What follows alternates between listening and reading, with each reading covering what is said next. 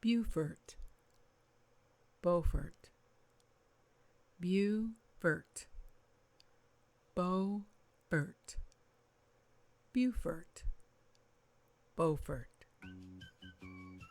A couple of examples for this word is the town of Beaufort, South Carolina, which is pronounced with the long U sound, as in the word beautiful, while the town of Beaufort, North Carolina, is pronounced with the long O sound, as in the name Beauregard.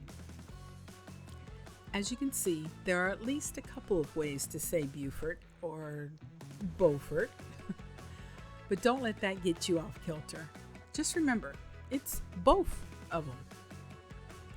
Okay, you curious cats. If you have any questions, comments, or concerns, please don't hesitate to leave them in the comment section below. Thanks for watching. See you soon.